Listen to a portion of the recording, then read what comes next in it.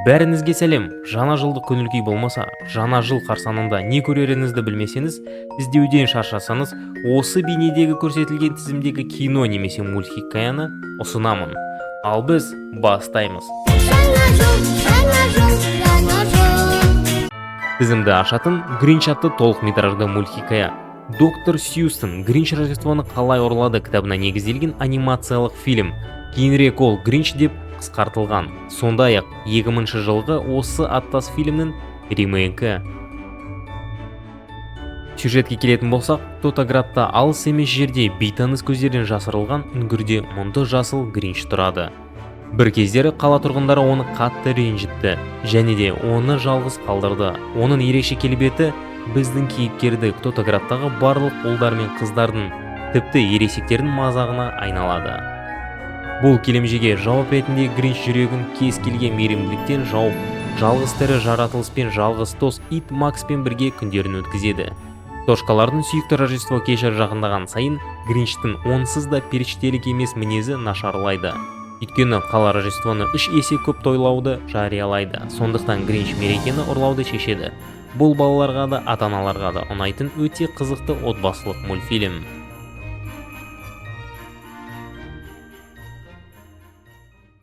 Пингвины мистера Поппера. Фильм Ричард пен Флоренс Атауттердің 1938 жылы алғаш рет жарық көрген аттас кітабіне негізделген.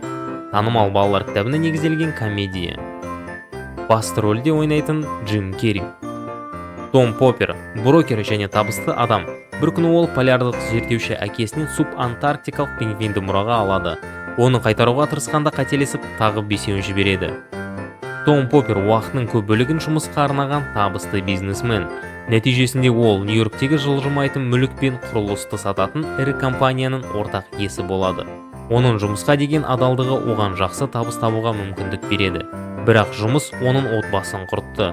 Бірнеше жыл бұрын оның сүйікті әйелі ажырасуға өтініш береді. Содан кейін басты кейіпкер балалармен, үлкен қызы мен кіші ұлымен ортақ тіл табыспайды. Томның өмірі әкесінен хат алғаннан кейін өзгере бастайды. Хатта Поппердің әкесі қайтыс болғанын жазылады. Бірақ ұлына өсиет қалдырады. 5 полярлық пингвин. Кейіпкер мұны бірден жаңа күрделі мәселелердің басы деп санайды. Өйткені оның пәтерінде құстарға орын жоқ. Бірақ балалар оларды көргенде кейіпкердің көзқарасы күрт өзгереді. Клаус. Режиссер Серхио Паулос түсірген толық метражды испандық анимациялық фильм. Ол Гадкия франшизасы мен миньондарды жасаушылардың бірі ретінде белгілі. Мультфильм қолмен салынған анимация және бір кездері 1990 жылдардағы Голливуд мультфильмдерінде жұмыс істеген суретшілер тобының қатысуымен жасалған. Осы мультфильм арқылы режиссер Серхио Паулос классикалық стильдегі анимацияға қызығушылықты оятуға үміттенеді. Сюжеттің өзі Аяз ата туралы мифтің пайда болуы туралы ойдан шығарылған оқиғаны баяндайды. Басты кейіпкер пошташы, және ол алыс солтүстік қалаға бару керек, және де ойыншықтар жасайтын жұмбақ қолөнершімен танысады. Клаус мультфильмі әдемі қолмен түсірілген анимациясы, юморы және әсерлі оқиғасы үшін жоғарғы бағаланған. Бұл Клаусты рождестволық классикалық мәртебеге міндетті үміткер етті.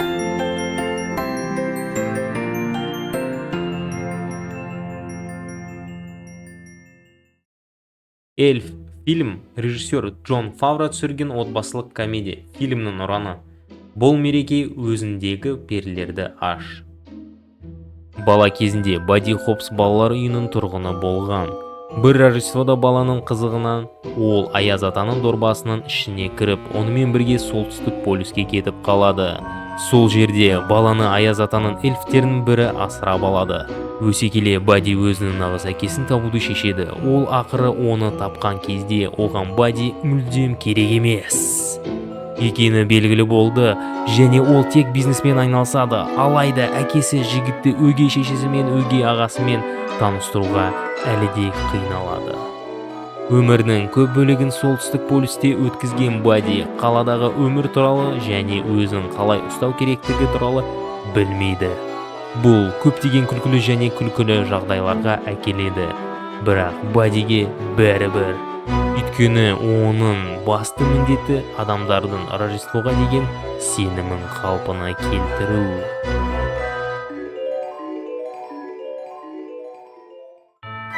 Секретная служба Санта-Клауса Аяз ата мен оның сенімді пері көмекшілері үнемі бос емес. Бұл әсіресе рождестволық мерекелерде байқалады. Осы уақыт ішінде ол бүкіл әлемді айналып ұшып, әр үйге барып, жыл бойы өзін жақсы ұстаған балаларды марапаттап үлгеру керек. Ол мерекенің игілігі үшін аянбай еңбек етіп жатқанда, оның ұлы Стив әкесінің орнын басуды армандайды. Ал кіші Артур пошта бөлімшелерінің бірінде жұмыс істейді. Аяз атаның құпия қызметі мультфильмнің басты кейіпкерін ешкім байыпты қабылдамайды, және ол іс жүзінде бұл позицияны қабылдайды. Санта-Клаустың кенже ұлы болғандықтан ол өзін көрсету мүмкіндігіне жиі ие бола бермейді, бірақ бір күні бәрі өзгереді. Оның қолына жыл бойы өзін жақсы ұстаған, сондықтан сыйлықты үмітті кішкентай қыздан хат келеді. Әкесінің құпия қызметінің немқұрайлығынан Гвен сыйлық алмайды, сондықтан рождестволық мерекелер бұзылады.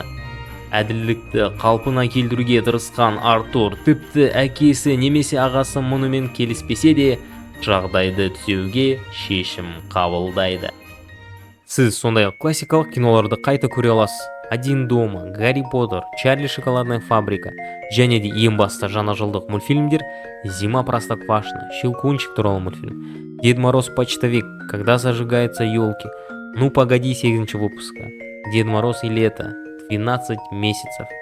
Кішкене ақпарат. Келесі жылы келесі видеода жаңа жылды кім және қашан ойлап тапты, және қазақ халқы оны қашан тойлай бастады. Сондай-ақ келесі бейнероликте Аяз ата кім және неге жаңа жылдың символына айналды. Және тағы да көптеген қызықты бейнероликтерді шығара бастаймыз.